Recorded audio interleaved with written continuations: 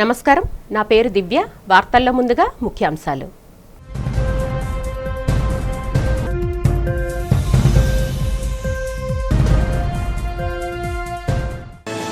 శ్రీకాకుళం జిల్లా నర్సన్నపేటలో స్వర్ణాంధ్ర స్వచ్ఛాంధ్ర కార్యక్రమంలో పాల్గొన్న ముఖ్యమంత్రి చంద్రబాబు 2047 నాటికి ఏపీ $2.4 ట్రిలియన్ ఆర్థిక వ్యవస్థగా ఎదుగుతుందని వెల్లడి.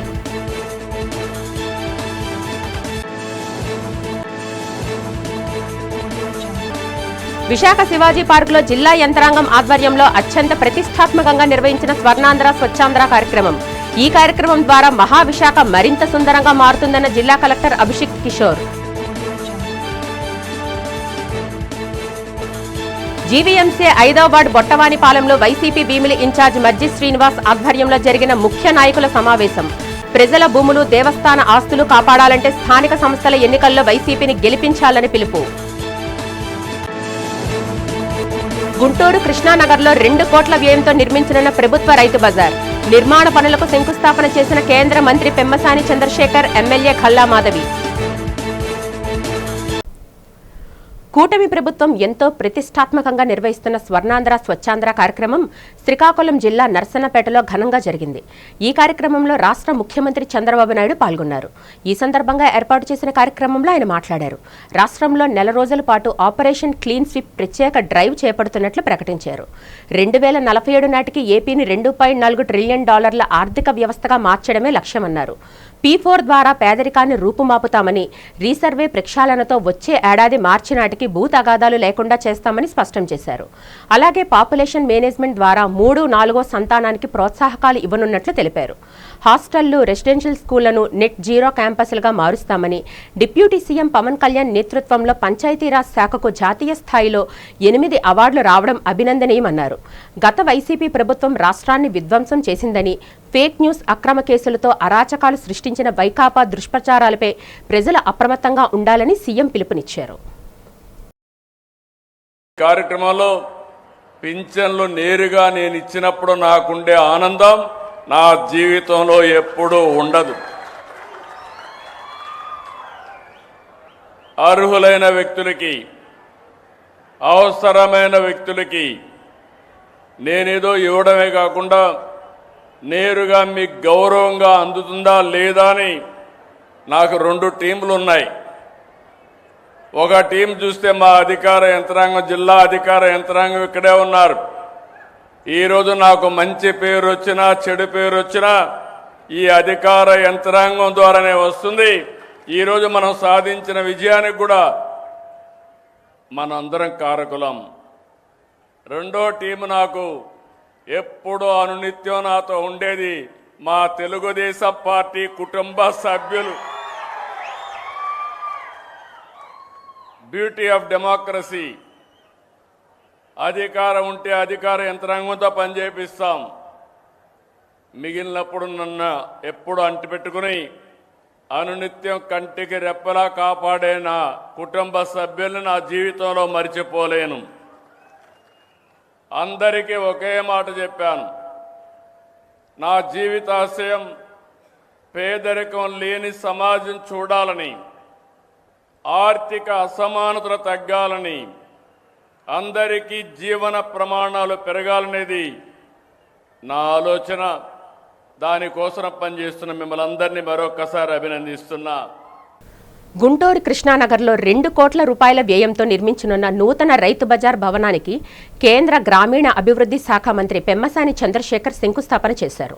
ఈ సందర్భంగా ఆయన మాట్లాడుతూ 4 కోట్ల విలువైన స్థలంలో నిర్మిస్తున్న ఈ 2 అంతస్తుల భవనాన్ని 9 నెలల్లో పూర్తి చేస్తామన్నారు. ఇందులో 30 డ్వాక్రా స్టాల్స్, 60 రైతు స్టాల్స్, 10 దుకాణాలను ఏర్పాటు చేయనున్నట్లు తెలిపారు. నాణ్యమైన నిర్మాణంతో పాటు పక్కాగా పార్కింగ్ వ్యవస్థ ఉండాలని, స్థానికులకు ఎలాంటి ఇబ్బంది కలగకుండా నిర్వహణ సాగాలని అధికారులను ఆదేశించారు.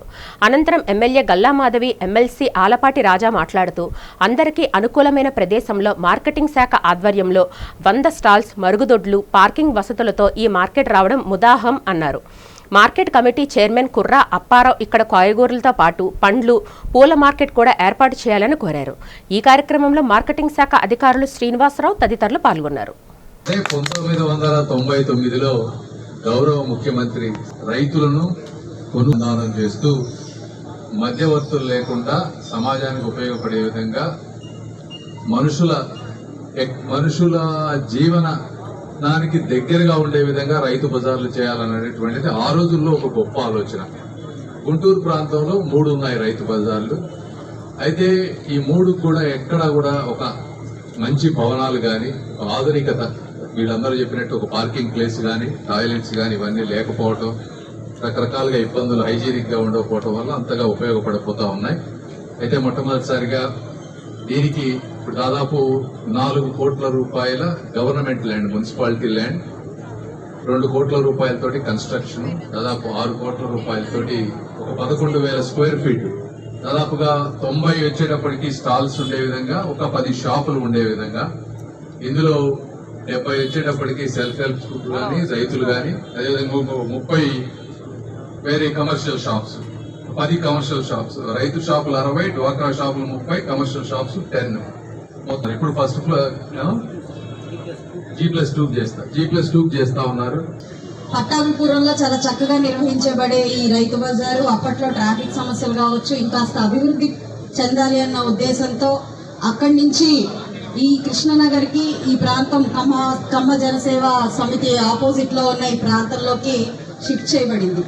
అయితే అప్పటి నుంచి కూడా రైతులకి ఇబ్బంది లేకుండా ఇక్కడ స్టాల్స్ ఏర్పాటు చేయాలి అని అనుకుని కొన్ని ప్రతిపాదనలు చేసి దాదాపుగా 2 కోట్ల రూపాయల ఎస్టిమేషన్స్ తో ఇక్కడ అభివృద్ధి కార్యక్రమం చేపట్టాలి అని చెప్పి అనుకోవడం జరిగింది. అయితే మనందరం చూసాం గత పాలకుల యొక్క నిర్లక్ష్యానికి గురైన వాటిల్లో ఇది కూడా ఒకటి.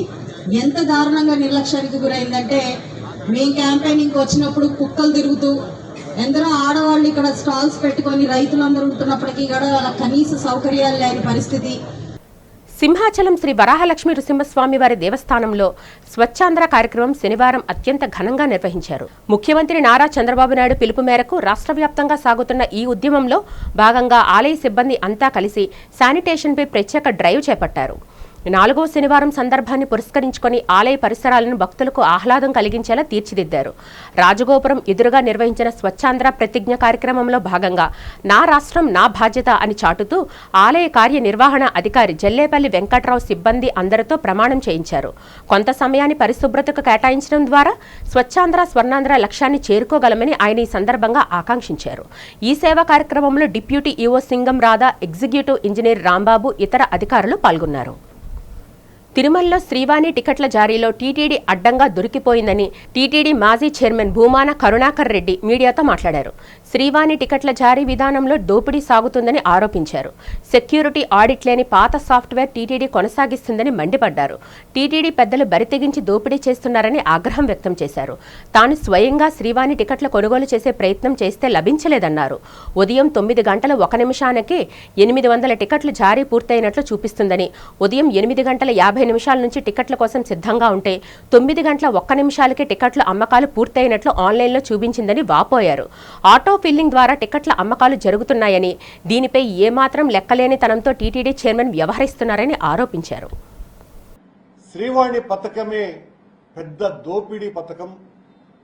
మేమంతా తినేశామనని ఆ 5 సంవత్సరాలు ఊరు వాడ ఘోషించినటువంటి చంద్రబాబు గారు అధికారంలోకి వచ్చిన తరువాత మళ్ళీ ఆయన మేము 10,000 గుడులు కడతాం, మేము ఆలయ పరిరక్షణ పెద్ద ఎత్తున చేస్తామని చెప్పి మా హయాంలో 1000 టికెట్లు ఇస్తూ ఉంటే దాన్ని 2,000కు పెంచినటువంటి వ్యక్తి చంద్రబాబు నాయుడు గారు.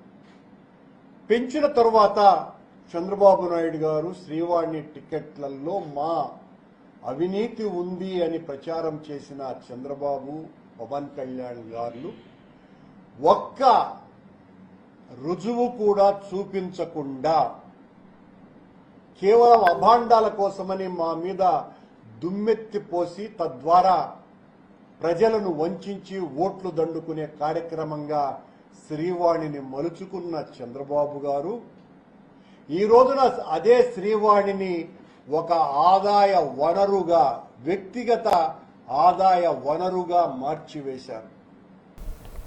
రాష్ట్ర ప్రభుత్వం అత్యంత ప్రతిష్టాత్మకంగా నిర్వహిస్తున్న స్వర్ణాంధ్ర స్వచ్ఛాంధ్ర కార్యక్రమం ద్వారా విశాఖ మహానగరం మరింత సుందరంగా మారుతుందని జిల్లా కలెక్టర్ ఎం అభిషిక్త్ కిషోర్ తెలిపారు. ఇక్కడ ప్రజల సహకారంతో ప్రపంచంలోనే క్లీనెస్ట్ సిటీగా నిలుస్తుందని పేర్కొన్నారు. స్థానిక శివాజీ పార్కులో నిర్వహించిన స్వర్ణాంధ్ర స్వచ్ఛాంధ్ర జిల్లా స్థాయి కార్యక్రమంలో జిల్లా కలెక్టర్ పాల్గొని పారిశుద్ధ్య కార్మికులను సత్కరించారు. అనంతరం మొక్క నాటి పర్యావరణ పరిరక్షణపై ప్రజల్లో చైతన్యం నింపారు. ఈ క్రమంలో plastic free Andhra Pradesh, plastic free Visakha లక్ష్యంతో రూపొందించిన అవగాహన బ్రోచర్ను ఆవిష్కరించారు.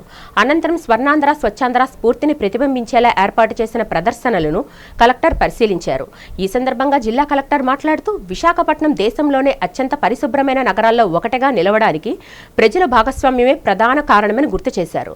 ప్రపంచ స్థాయిలో విశాఖకు మంచి గుర్తింపు పెరుగుతుందని, గూగుల్ వంటి అంతర్జాతీయ సంస్థలు కూడా విశాఖపై ఆసక్తి చూపుతున్నాయని పేర్కొన్నారు. స్వచ్ఛ సర్వేక్షణలో మళ్లీ అగ్రస్థానం సాధించేందుకు ప్రజలందరూ సహకరించాలని కోరారు.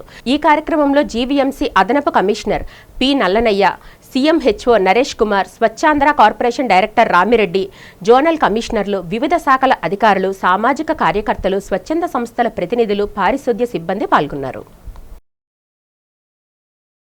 స్వర్ణాంధ్ర స్వచ్ఛాంధ్ర ప్రోగ్రాంలో భాగంగా విశాఖపట్నం మహానగరంలో శివాజీ పార్క్లో మనం కార్యక్రమం చేసుకోవడం జరుగుతోంది. లాస్ట్ ఇయర్ మనం ఈ ప్రోగ్రామ్ని మొదలు పెట్టుకున్నాము.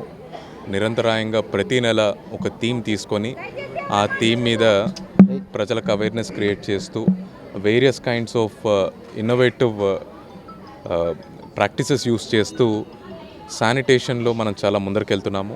మీ అందరికీ తెలుసు, విశాఖపట్నం ఈరోజు కాదు, గత 10 సంవత్సరాల నుంచి దేశంలోనే మేటి సిటీగా, వన్ ఆఫ్ ద బెస్ట్ సిటీస్గా వేరియస్ ర్యాంకింగ్స్లో, స్వచ్ఛ సర్వేక్షణ లాంటి ర్యాంకింగ్స్లో టాప్ 5లో నిలవడం జరిగింది. డిస్ట్రిక్ట్ వైపు నుంచి, కార్పొరేషన్ వైపు నుంచి దేశంలోనే నెంబర్ 1 సిటీగా మనం ఎలా నిలబెట్టాలి వైజాగ్ని అని చెప్పి కంటిన్యూస్గా మనం చాలా ప్రణాళికలు సిద్ధం చేసుకొని పనిచేయడం జరుగుతోంది. గత 10 సంవత్సరాల నుంచి Vizag one of the cleanest సిటీస్గా ఉండడానికి కేవలం ఒకటే ఒక కారణం, అది విశాఖపట్నం ప్రజలు సహకరిస్తూ వారి యొక్క తోడ్పాటు కంటిన్యూస్గా ప్రభుత్వం చేసే చాలా కార్యక్రమాలకు ఇస్తున్నారు. కాబట్టి ఈరోజు మనం ఇలాంటి స్టేట్లో ఉన్నాము. ఈ స్వర్ణాంధ్ర స్వచ్ఛాంధ్ర సాసా క్యాంపెయిన్ యొక్క ముఖ్య ఉద్దేశం కూడా ఇదే. ప్రజల్ని ఎలా ఈ శానిటేషన్ కార్యక్రమాల్లో, ఈ స్వచ్ఛత కార్యక్రమాల్లో ఎలా భాగం చేసుకోవాలి అనే ఒక ఉద్దేశంతోనే ఈ సాసా క్యాంపెయిన్ ద్వారా అవేర్నెస్ క్రియేట్ చేయడం జరుగుతుంది రాష్ట్రమంతా. ప్రజల భూములు, దేవస్థాన ఆస్తులను కాపాడాలంటే రాబోయే స్థానిక సంస్థల ఎన్నికల్లో వైఎస్ఆర్ కాంగ్రెస్ పార్టీకి బలం చేకూర్చాలని విజయనగరం జిల్లా జెడ్పీ చైర్మన్, వైఎస్ఆర్సీపీ జిల్లా అధ్యక్షులు, భీమిలి నియోజకవర్గ సమన్వయకర్త శ్రీ మజ్జి శ్రీనివాసరావు అలియాస్ చిన్నశ్రీను పిలుపునిచ్చారు. మధురవాడ జీవీఎంసీ 5వ వార్డు బొట్టవానిపాలెంలో YSRCP SEC member Pothina Hanumantharao ఆధ్వర్యంలో నిర్వహించిన భారీ సమావేశంలో నియోజకవర్గ పరిశీలకులు తైనాల విజయ్ కుమార్తో కలిసి చిన్నశ్రీను పాల్గొన్నారు. ఈ సందర్భంగా టీడీపీకి చెందిన బాలగోపాలుడు, లారీ ఓనర్ నమ్మి అప్పలరాజు, తన కుటుంబ సభ్యులు, అనుచరులైన నమ్మి రమణ, నమ్మి నరసింహులు, ఇయ్యాపు రమేష్, పంచదార్ల శివకృష్ణ, బర్ల శ్రీను తదితర సుమారు 50 మందితో కలిసి వైఎస్ఆర్సీపీలో చేరగా ముఖ్య నాయకులు వారికి పార్టీ కండువాలు వేసి సాదరంగా ఆహ్వానించారు. అంతకుముందు మారికవలస నుంచి ప్రారంభమైన భారీ ర్యాలీ కొమ్మాది జంక్షన్, గణేష్ నగర్ మీదుగా బొట్టవానిపాలెం వరకు అత్యంత ఉత్సాహంగా కొనసాగింది. ఈ సందర్భంగా చిన్నశ్రీను మాట్లాడుతూ సింహాచలం దేవస్థానానికి చెందిన భూములను డేటా సెంటర్ల పేరుతో అప్పగించడం తీవ్ర ఆందోళన కలిగించే విషయమన్నారు. దేవుడి ఆస్తులను కాపాడాల్సిన బాధ్యత ఉన్నవారే వాటిని దోచుకునే పరిస్థితి రావడం బాధాకరమని విమర్శించారు. అభివృద్ధి పేరుతో అవినీతి, అక్రమాలు పెరిగిపోయాయని ఆరోపించిన ఆయన సామాన్య ప్రజల హక్కుల కోసం, ప్రజా ఆస్తుల రక్షణ కోసం నిరంతరం పోరాడేది ఒక్క వైఎస్ఆర్సీపీ మాత్రమేనని స్పష్టం చేశారు. రాబోయే స్థానిక సంస్థల ఎన్నికల్లో వైఎస్ఆర్సీపీ అభ్యర్థులను భారీ మెజారిటీతో గెలిపించి ప్రజాస్వామ్యాన్ని కాపాడాలని కోరారు. ఈ భారీ బహిరంగ సభలో స్థానిక ప్రజాప్రతినిధులు, మాజీ ప్రజాప్రతినిధులు, పార్టీ ముఖ్య నాయకులు, మహిళా నాయకురాళ్లు మరియు పెద్ద సంఖ్యలో కార్యకర్తలు పాల్గొని విజయవంతం చేశారు. మన ప్రాంతాల్లో ఇప్పుడు కూడా నాయకత్వంలో ఈ ప్రాంత అభివృద్ధి కోసమో, ఈ ప్రాంతాన్ని బాగు చేసుకోవాలనో, మన తరాలు, ముందు తరాలని, భావి తరాలు బాగుండాలనో ఒక మంచి ఆలోచనతో అనేక మంది ఒక రాజకీయ పార్టీలను ఆశ్రయిస్తారు. ఇవాళ అదేవిధంగా వైఎస్ఆర్ పార్టీని బలోపేతం చేస్తూ ఈ భీమిలి నియోజకవర్గాన్ని అభివృద్ధి చేసుకోవాలి, ఈ ప్రాంతంలో అభివృద్ధి జరగాలి, ఈ ప్రాంత అభివృద్ధి ద్వారా మన ప్రాంత అభివృద్ధి ద్వారా మన భావితరాల భవిష్యత్తు అభివృద్ధి కూడా ముందుకు పోవాలని ఒక మంచి ఆలోచనతో ఈరోజు మనందరం కూడా వచ్చాం. అయితే ఇవాళ ప్రతిపక్షంలో ఉన్న వైఎస్ఆర్ పార్టీ ప్రతిపక్షంలో ఉంటుండగా చాలామంది అనుకుంటారు, ప్రతిపక్ష పార్టీ ఏంటి, ప్రతిపక్షంలో పార్టీలో చేరికలేంటి.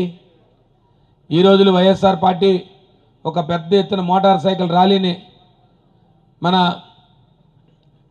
మారికవలస జంక్షన్ నుంచి ఒక బొట్టవానిపాలెం వరకు పెద్ద ఎత్తున ఒక ర్యాలీని తెచ్చుకొని ఈ ర్యాలీలో పెద్ద ఎత్తున ఈ ప్రాంతం అంతా కూడా ఈ మధురవాడ ప్రాంతాన్ని కవర్ చేస్తూ ఈరోజు వచ్చాం. చాలా ఆశ్చర్యంగా ఉంటారు అందరూ కూడా, ఏంటి వైఎస్ఆర్ పార్టీ అధికారం లేదు, ప్రతిపక్షంలో ఉన్నది. ఇవాళ ప్రతిపక్షంలో అమ్మో అధికార పక్షాన్ని చూసి చాలామంది భయభ్రాంతులు అయిపోతున్నారు. ఏదో అధికార పార్టీలో లేకపోతే ఇబ్బంది అయిపోతుంది అనే ఆలోచనలో ఎక్కడా చేయకుండా ఇవాళ జగన్మోహన్ రెడ్డి నాయకత్వంలో 2024లో ఒక ప్రజా తీర్పు వచ్చింది. ఆ ప్రజా తీర్పుకి మళ్ళీ భిన్నంగా ఏదైతే మనం నష్టపోయామో, ఈ ప్రాంత అభివృద్ధి నష్టపోతుందో, ఇప్పుడు జరుగుతున్న 2 సంవత్సరాల ఈ ప్రజా వ్యతిరేక పరిపాలనను చూసి ఇవాళ పెద్ద ఎత్తున ఇవాళ వైఎస్ఆర్ పార్టీలో చేరుతున్న విషయాన్ని ఇవాళ ఈ ప్రాంతం ద్వారా మీ ద్వారా ఈ ప్రాంత ప్రజలకు తెలియజేస్తా ఉన్నాను. బహుళ ప్రయోజన సౌకర్య కేంద్రాలను వెంటనే వినియోగంలోకి తీసుకురావాలని విజయనగరం జిల్లా జాయింట్ కలెక్టర్ ఎస్ సేతుమాధవన్ ఆదేశించారు. జిల్లా సహకార శాఖ ఆధ్వర్యంలో జిల్లా స్థాయి ఇంప్లిమెంటేషన్ కమిటీ సమావేశం శనివారం జేసీ ఛాంబర్లో జరిగింది. వ్యవసాయ మౌలిక వసతుల కల్పన కార్యక్రమంలో భాగంగా జిల్లాలో నిర్మాణంలో ఉన్న ఎంపీఎఫ్సీ గోదాముల పరిస్థితి, పెండింగ్ బిల్లులపై ఈ సమావేశంలో జేసీ సమీక్షించారు. ఈ సందర్భంగా మాధవన్ మాట్లాడుతూ ఇప్పటికే నిర్మాణం పూర్తయిన 27 భవనాలను ప్రజలకు ఉపయోగపడే విధంగా వెంటనే వినియోగంలోకి తెచ్చేందుకు చర్యలు తీసుకోవాలని ఆదేశించారు. ఈ ప్రక్రియను 2 వారాల్లో పూర్తి చేయాలని చెప్పారు. స్థానిక పరిస్థితులను బట్టి వ్యవసాయ అవసరాలకు అవసరం లేని పక్షంలో ఎవరికైనా లీజుకు ఇచ్చి ఇతర ప్రజా అవసరాలకు వినియోగించాలని సూచించారు. ప్రతి గోదాముకు రహదారి సౌకర్యం, విద్యుత్, నీటి సదుపాయం కల్పించాలని ఆదేశించారు. దీనికోసం చిత్తూరు తరహాలో జెడ్పీ లేదా ఉపాధి హామీ నిధులను వెచ్చించేందుకు ప్రతిపాదనలు పంపించాలని సూచించారు. ముఖ్యమంత్రి నారా చంద్రబాబు నాయుడు తీరుపై మాజీ మంత్రి వైసీపీ సీనియర్ నేత గుడివాడ అమర్నాథ్ తీవ్రస్థాయిలో విరుచుకుపడ్డారు. నగరంలో వైఎస్ఆర్ కాంగ్రెస్ పార్టీ కార్యాలయంలో జరిగిన మీడియా సమావేశంలో ఆయన మాట్లాడుతూ చంద్రబాబు విధానాలపై నిప్పులు చెరిగారు. దుబారా ఖర్చులు తగ్గించాలని పిలుపునిచ్చి ప్రత్యేక విమానాల్లో తిరగడం చంద్రబాబు ప్రత్యేకత అని విమర్శించారు. ఉత్తరాంధ్రలో కొండలకు గుండులు కొట్టిస్తున్నారని మండిపడ్డారు. చంద్రబాబుకు ప్రజల కన్నా వ్యక్తిగత అజెండాలే ముఖ్యమని ఎద్దేవా చేశారు. అమరావతి పేరుతో 29 గ్రామాల్లో రియల్ ఎస్టేట్ వ్యాపారం చేస్తున్నారని విమర్శించారు. ఎప్పటికైనా ముఖ్యమంత్రి నారా చంద్రబాబు నాయుడు రాష్ట్ర ప్రజల సంక్షేమాన్ని దృష్టిలో పెట్టుకుని ప్రజారంజక పాలన సాగించాలని గుడివాడ అమర్నాథ్ సూచించారు. గడిచినటువంటి 2 సంవత్సరాల్లో వారానికి దాదాపు 3-4 సార్లు హైదరాబాదు, శుక్రవారం సాయంత్రం, మళ్ళీ ఆదివారం నైటో లేకపోతే సోమవారం ఉదయం, మధ్యలో వారు తిరిగి రావడానికో, వారి ఇంట్లో ఫంక్షన్లకో లేకపోతే ఇంకో దానికో ముఖ్యమంత్రి గారి కొడుకు వీరంతా తిరుగుతున్నటువంటి ఎంత ఖర్చు పెట్టారంటే ఇప్పటికొచ్చి సమాధానం ప్రభుత్వం నుంచి లేదు. మళ్ళీ కొత్తగా 2026-27 సంవత్సరానికి మళ్ళీ ఇంకొక 50-60 కోట్ల రూపాయలు ముఖ్యమంత్రి గారి ప్రయాణం కోసం అని చెప్పి మళ్ళీ కేటాయింపులు బడ్జెట్లో చేసినటువంటి విషయాన్ని కూడా మనందరం కూడా చూసాం. తీరా నిన్న ప్రకటనలన్నీ వచ్చిన తర్వాత ఈ దుబారా ఖర్చులన్నీ కూడా కొంత కట్టడి చేస్తారేమో అని చెప్పి అందరూ కూడా ఆశించాం. తీరా అందరూ ముక్కును వేలేసుకున్నారు. అదేంటంది, మధ్యాహ్నమే కదా కేబినెట్ సమావేశం అయింది, స్పెషల్ ఫ్లైట్లో ఎవరు తిరగమని చెప్పారు. 10 కార్లు ఉన్నటువంటి కాన్వాయ్ని 3కో 4కో కుదించేటువంటి కార్యక్రమం చేస్తామని చెప్పారు.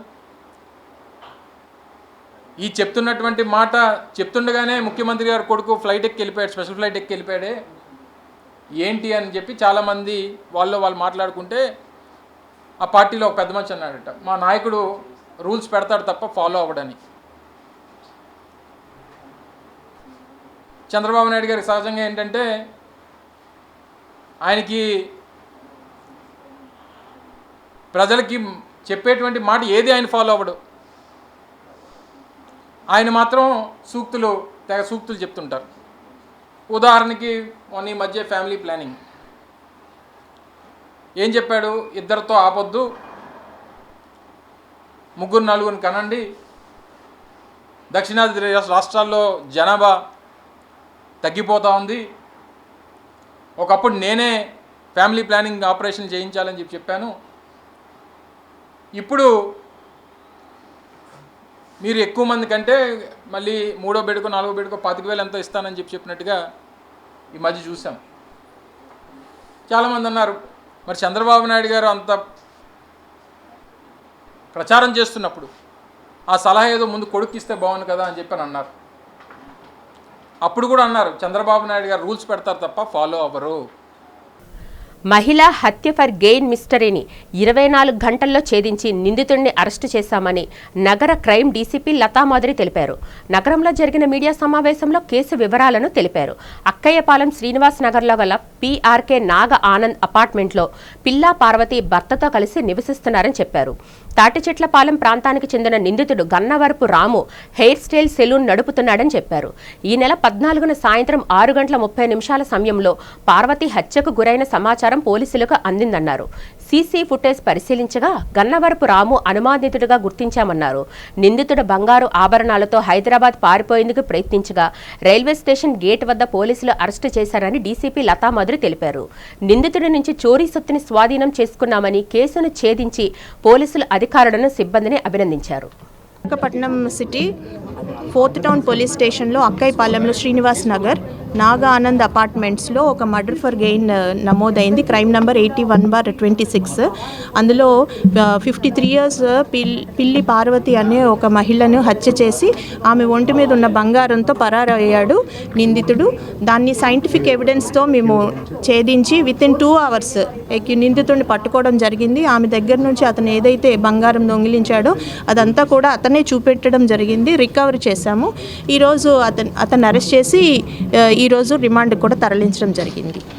దేశంలో పెరుగుతున్న ఇంధన అవసరాలు, డీజిల్ కొరతను దృష్టిలో ఉంచుకొని జిల్లాలో ఇంధన పొదుపు కార్యక్రమాలను పెద్ద ఎత్తున చేపట్టాలని పార్వతీపురం మన్యం జిల్లా collector doctor N Prabhakar Reddy పిలుపునిచ్చారు. ఇందులో భాగంగా శనివారం పార్వతీపురం ప్రత్యేక సైకిల్ ర్యాలీని నిర్వహించారు. ఈ సందర్భంగా అధికారులు మాట్లాడుతూ ప్రజలు తమ నిత్య జీవితంలో ఇంధనాన్ని ఆదా చేసేందుకు వీలైనంత వరకు సైకిళ్లను ఉపయోగించాలని కోరారు. ముఖ్యంగా స్థానిక మార్కెట్లకు స్వల్ప దూరాలకు వెళ్లేటప్పుడు మోటారు వాహనాలకు ప్రత్యామ్నాయంగా సైకిళ్లను వాడడం అలవాటు చేసుకోవాలని, తప్పనిసరి పరిస్థితుల్లో మాత్రమే ఇంధన వాహనాలను ఉపయోగించాలని సూచించారు. ఒకే ప్రాంతానికి లేదా కార్యాలయానికి వెళ్లేవారు వేర్వేరు వాహనాలు వాడకుండా కార్ పూలింగ్ పద్ధతిని పాటించడం ద్వారా ఇంధనాన్ని చాలా వరకు ఆదా చేయవచ్చునని తెలిపారు. భవిష్యత్తులో వాహనాలు కొనుగోలు చేయాలనుకునేవారు ఎలక్ట్రిక్ వాహనాలపై మొగ్గు చూపాలని, దీనికి అనుగుణంగానే పార్వతీపురం పట్టణంలో ఎలక్ట్రిక్ ఛార్జింగ్ స్టేషన్లను ఏర్పాటు చేస్తున్నట్లు వెల్లడించారు. గౌరవ ప్రధానమంత్రి గారు, గౌరవ ముఖ్యమంత్రి గారు మనకు ఇచ్చిన పిలుపు మేరకు జిల్లాలో కూడా ఇంధన పొదుపులో భాగంగా మనం వీలైనంత వరకు ఎక్కడ అవకాశం ఉంటే అక్కడ మనం ఇంధన రహిత వాహనాలను వాడడానికి, వీలైనంత వరకు సైకిల్స్ని వాడడానికి ప్రయత్నం చేయాలి. తప్పనిసరి పరిస్థితుల్లో వాడచ్చు, కానీ వీలైనంత అవకాశం ఉన్న చోట ప్రతి చోట కూడా మనం దాన్ని సైకిల్ వాడడం కావచ్చు. అదేవిధంగా లోకల్ మార్కెట్లు వాటికి వెళ్ళాల్సి వచ్చినా కూడా ఒకటి సైకిల్ వాడాలని చెప్పి కూడా విజ్ఞప్తి చేస్తూ ఉన్నాం. దూర ప్రాంతాలకు వెళ్ళాలంటే మాత్రమే దీన్ని రికమెండ్ చేస్తూ ఉన్నారు. అదేవిధంగా 2-3 వెహికల్స్ ఉండి ఒకే ప్రాంతానికి వెళ్తూ ఉన్నప్పుడు కూడా ఒక వాహనంలో వెళ్ళేట్లుగా ప్లాన్ చేసుకొని ఇంధనాన్ని పొదుపు చేయాలని చెప్పి కూడా జిల్లాలో మనం గౌరవ ముఖ్యమంత్రి గారు ఇచ్చిన సందేశాన్ని తెలియజేయడం జరుగుతూ ఉంది. కేంద్ర ప్రభుత్వం పెట్రోల్ లీటర్పై ₹3.29, డీజిల్పై ₹3.14 పెంచడాన్ని ఖండిస్తూ సిపిఐ విశాఖ జిల్లా సమితి ఆధ్వర్యంలో జగదాంబ బస్టాప్ వద్ద వినూత్న నిరసన నిర్వహించారు. ద్విచక్ర వాహనాలను తాడుతో లాగుతూ కేంద్రానికి వ్యతిరేకంగా నినాదాలు చేశారు. ఈ సందర్భంగా సిపిఐ జిల్లా కార్యదర్శి ఎస్కే రెహమాన్ మాట్లాడుతూ బీజేపీ ప్రభుత్వం కార్పొరేటర్లకు రాయితీలు ఇస్తున్నా సామాన్యులపై భారం మోపడం దుర్మార్గమన్నారు. ఎన్నికల్లో గెలిచినందుకు ప్రజలకు ఇచ్చే బహుమతి ఇదేనా అని ప్రశ్నించిన ఆయన నిత్యావసరాల ధరలు పెరిగేలా చేస్తున్న ఈ నిర్ణయాన్ని ప్రజలంతా వ్యతిరేకించాలన్నారు. గతంలో కరోనా సమయంలో క్రూడ్ ఆయిల్ ధరలు తగ్గినా లాభం చేకూర్చకుండా ఇప్పుడు మళ్లీ భారీగా ధరలు పెంచడాన్ని సహించబోమని, తక్షణమే పెంచిన ధరలను రద్దు చేయకపోతే ప్రభుత్వానికి ప్రజా ఆగ్రహం తప్పదని హెచ్చరించారు. ఈ కార్యక్రమంలో సిపిఐ నేతలు ఏ విమల, ఎం పైడిరాజు, పి చంద్రశేఖర్ తదితరులు పాల్గొన్నారు. కేంద్రంలో బీజేపీ ప్రభుత్వం నిన్న అర్ధరాత్రి నుంచి పెట్రోలు డీజిల్పై ₹3 పైచిలుక అనేది ఈరోజు పెంచడం అనేది జరిగింది. మరి బీజేపీ ప్రభుత్వం ప్రధానమంత్రి నరేంద్ర మోడీ గారు చెప్పారు, యుద్ధం ఒక పక్క నుంచి జరుగుతుంటే ఆయిల్ నిల్వలు ఎక్కువగా ఉన్నాయి కాబట్టి మేము పెట్రోలు డీజిల్ అనేది పెంచమని చెప్పారు. 5 రాష్ట్రాలు ఎన్నికలు అయిపోయిన తర్వాత పెట్రోల్ డీజిల్ మీద ఇంత పెద్ద స్థాయిలో ఎప్పుడు కూడా పెంచడం అనేది జరగలేదు. మనం కరోనా కష్టకాలంలో చూసాం. అప్పుడున్న -1కు పడిపోయిన పెట్రోల్ డీజిల్ని ₹56 డీజిల్ ఉండేది, పెట్రోల్ అనేది ₹72 ఉండేది. దాన్ని అలాగా పైసల మీద పెంచుకొని నేడు ₹110 పెట్రోల్ తీసుకొచ్చారు. ₹96 దగ్గర డీజిల్ అనేది పెంచింది. మరి ఇప్పుడు ఇది పెరిగితే ₹100 పైచీలకు కూడా పెట్రోల్ డీజిల్ అనేది పెరిగాయి. పెట్రోల్ డీజిల్ ధరలు పెరగడం వల్ల రవాణా ఛార్జీలు పెరిగి ఇతర జిల్లాల నుంచి ఇతర రాష్ట్రాల నుంచి ఎగుమతి దిగుమతి అవుతున్న వాటి మీద ఛార్జీలు పెరిగి నిత్యావసర వస్తువుల ధరలకి మరి రెక్కలు వచ్చే ప్రమాదం ఉంది. ఇప్పటికే నిత్యావసర వస్తువు ధరలు అనేది విపరీతంగా పెరిగిపోయాయి. మరి ఇంత పెద్ద ఎత్తున మరి ధరలు పెంచడం అనేది చాలా సిగ్గుమాలి పని అనేది నరేంద్ర మోడీ గారికి చెప్తున్నాం. గాజువాకలో వీధి కుక్కలు మరోసారి రెచ్చిపోయాయి.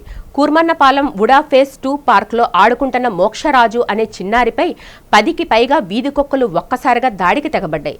ఈ దాడిలో కుక్కలు బాలుడి చెవిలోని కొంత భాగాన్ని కొరికేయడంతో పాటు తీవ్రంగా గాయపరిచాయి.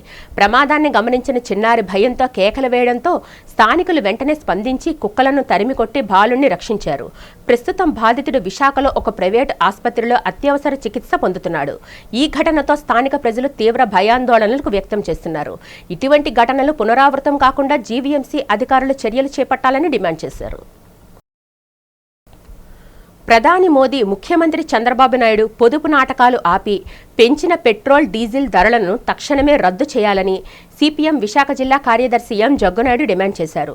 ధరల పెరుగుదలకు నిరసనగా ద్వారకానగర్ ఆర్టీసీ కాంప్లెక్స్ వద్ద సిపిఎం నాయకులు కార్యకర్తలు ఆటోను తాడుతో లాగుతూ వినూత్నంగా నిరసన తెలిపారు. ఈ సందర్భంగా జగ్గునాయుడు మాట్లాడుతూ అమెరికా, ఇజ్రాయెల్ దురాక్రమణల వల్ల చమురు కొరత ఏర్పడితే ట్రంప్ తన మిత్రుడేనని చెప్పుకునే ప్రధాని మోదీ హార్మోజ్ జలసంధి దిగ్బంధనం ఎత్తివేయాలని అమెరికాపై ఒత్తిడి తేవడంలో విఫలమయ్యారని విమర్శించారు. ఎన్నికల ముందు కొరత లేదని చెప్పి ఎన్నికలు ముగియగానే ధరలు పెంచి ప్రజలను దొంగదెబ్బ కొట్టారన్నారు. పెట్రోల్ డీజిల్ ధరల పెంపుతో నిత్యావసర సరుకుల ధరలు మరింత పెరుగుతాయని ఆందోళన వ్యక్తం చేసిన ఆయన తక్షణమే పెంచిన ధరలను తగ్గించకపోతే ఆందోళనను మరింత ఉధృతం చేస్తామని హెచ్చరించారు. ప్రధాని నరేంద్ర మోడీ, ముఖ్యమంత్రి చంద్రబాబు నాయుడు గారు ప్రజలకి పొదుపు సూక్తులు చెప్పి పెట్రోలు డీజిల్ మీద ప్రతి లీటర్ మీద ₹3 ధర పెంచేశారు. వాణిజ్య వంట గ్యాసు సిలిండర్ ధర పెంచేశారు. ఈ విధంగా విశాఖపట్నంలో పెట్రోల్ మీద పన్నులు కలుపుకుంటే ₹3.30 పెరిగింది. డీజిల్ మీద ₹3.15 పెరిగింది. పెట్రోల్ ధర దాదాపు ₹120 లీటర్ చేరుకుంది. డీజిల్ ధర ₹100 అయిపోయింది. నరేంద్ర మోడీ గారి ప్రభుత్వం 5 రాష్ట్రాల ఎన్నికల ఫలితాలు విడుదలైన వెంటనే పెట్రోలు డీజిల్ ధరలు విపరీతంగా పెంచింది. మొన్ననే వారం రోజుల క్రితం మనం చూసుకుంటే ఏదైతే కమర్షియల్ గ్యాస్ సిలిండర్ ఉందో ఆ కమర్షియల్ గ్యాస్ సిలిండర్ని ఎప్పుడు లేనంతగా ₹993 పెరిగింది. వార్తలు ముగించే ముందు ముఖ్యాంశాలు మరొకసారి చూద్దాం.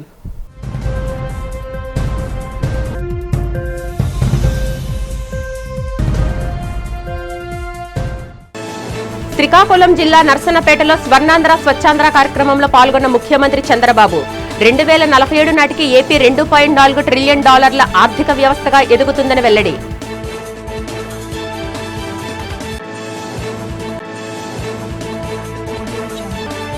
విశాఖ శివాజీ పార్కులో జిల్లా యంత్రాంగం ఆధ్వర్యంలో అత్యంత ప్రతిష్టాత్మకంగా నిర్వహించిన స్వర్ణాంధ్ర స్వచ్ఛాంధ్ర కార్యక్రమం. ఈ కార్యక్రమం ద్వారా మహావిశాఖ మరింత సుందరంగా మారుతుందన్న జిల్లా కలెక్టర్ అభిషేక్ కిషోర్. జీవీఎంసీ 5వ వార్డు బొట్టవానిపాలెంలో వైసీపీ భీమిలి ఇన్ఛార్జ్ మర్జి శ్రీనివాస్ ఆధ్వర్యంలో జరిగిన ముఖ్య నాయకుల సమావేశం. ప్రజల భూములు, దేవస్థాన ఆస్తులు కాపాడాలంటే స్థానిక సంస్థల ఎన్నికల్లో వైసీపీని గెలిపించాలని పిలుపు. గుంటూరు కృష్ణానగర్లో 2 కోట్ల వ్యయంతో నిర్మించనున్న ప్రభుత్వ రైతు బజార్. నిర్మాణ పనులకు శంకుస్థాపన చేసిన కేంద్ర మంత్రి పెమ్మసాని చంద్రశేఖర్, ఎమ్మెల్యే ఖల్లా మాధవి. ఈ వార్తలు ఇంతటితో సమాప్తం. నమస్కారం.